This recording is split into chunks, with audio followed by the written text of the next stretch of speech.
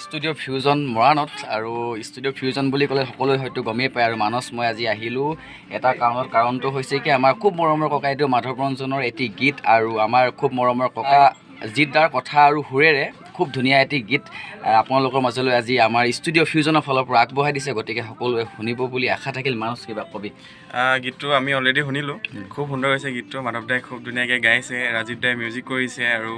জিত দাই খুব ধুনীয়াকৈ লিখিছে গীতটো আৰু আমি শুনিলোঁ আপোনালোকৰ বাবে আগবঢ়াই দিব অলৰেডি আপলোড হৈ গ'ল চাগে লিংক ডেছক্ৰিপশ্যনত আছে আপোনালোকে চাব খুব সুন্দৰ হৈছে আৰু ষ্টুডিঅ' ফিউজনলৈ আহি থাকোঁ খুব ভাল লাগে ষ্টুডিঅ' ফিউজনলৈ আহি আৰু অনাগত দিনবোৰত ষ্টুডিঅ' ফিউজনৰ লগত সদায় জড়িত হৈ থাকিম তাকে আজি আমি গোটেইখিনি গোট খাইছোঁ ষ্টুডিঅ' ফিউজনত আৰু অকণমান ভালকৈ কিবা অনুষ্ঠান আমি মানে কৰিম বুলি ভাবিছিলোঁ ষ্টুডিঅ' ফিউজনত আজি কিন্তু আমি অকণমান কিবা কাম এটাত অলপ যাবলগীয়া হ'ল মাধৱ কাই গতিকে মাধৱ কাই গানৰ লিংকটো ষ্টুডিঅ' ফিউজনৰ ইয়াৰ তলত লগাই দিব আপোনালোকে সকলোৱে চাব শুনিব গানটো তাকে ক'লোঁ আৰু জয়টো ষ্টুডিঅ' ফিউজন ধন্যবাদ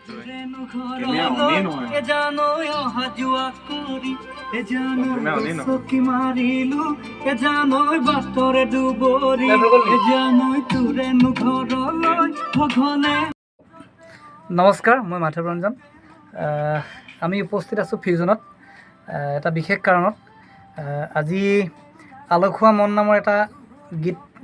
আপোনালোকৰ মাজলৈ আগবঢ়াই দিবলৈ বিচাৰিছোঁ কথা হ'ল আলসুৱা মন গীতটো আমাৰ ৰাজীৱ শৰ্মাই খুব সুন্দৰকৈ গীতটো মিউজিক কৰিছে আৰু গীতটোৰ প্ৰডিউচাৰ গীতটোৰ সুৰ কৰিছে আৰু লিখিছে আমাৰ জিত ফুকনে কৰিছে গীতটো মই গাইছোঁ আপোনালোকৰ মাজলৈ আগবঢ়াই আজি সন্ধিয়া 7 বজাৰ লগে লগে দিয়া হ'ব আৰু কথা হ'ল ফিউজনত হোৱা প্ৰতিটো কামৰ খবৰ আপোনালোকে ফিউজনৰ এই ইউটিউব চেনেলটোৰ ফালৰ পৰা আপোনালোকে সকলো খবৰ পাই থাকিব গতিকে আপোনালোকে ফিউজনৰ ইউটিউব চেনেলটো সকলোৱে ছাবস্ক্ৰাইব কৰিব ধন্যবাদ জিত ফুকনে কিবা এটা ক'ব প্ৰথমে তাৰপিছত গানটো শুনাব নমস্কাৰ মই জিত ফুকন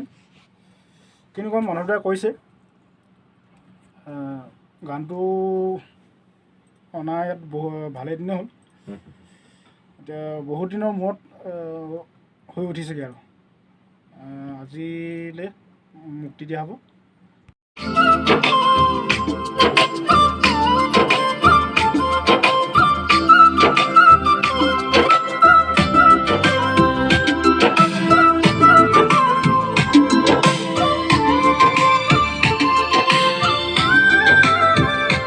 জানৈ তোৰেনো ঘৰলৈ জানৈ অহা যোৱা কৰি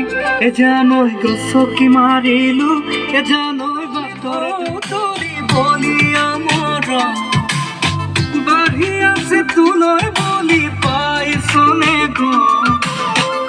ধৰণে তোৰে হাততে মই পগলা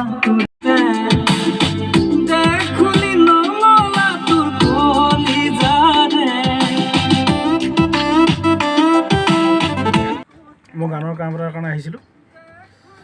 গানটো সম্পূৰ্ণ হৈ উঠিছে আজি ৰিলিজ দিয়াৰ কথা আছে তাতে কথা এটা কওঁ আমাৰ উজনিৰ ফিউজন হৈছে এটা উচ্চ মানদণ্ডৰ ষ্টুডিঅ' সকলো আহিব যি কাম কৰে ভাল ইয়াত ৰাজীৱদাৰ ষ্টুডিঅ' প্ৰথমবাৰৰ কাৰণে কৰিছোঁ অলপ এক্সাইটেডো হৈ আছোঁ কেনেকুৱা হ'ব কি হ'ব তাকে নিশ্চয়কৈ আশাবাদী ভাল হ'ব বুলি তাকে ধন্যবাদ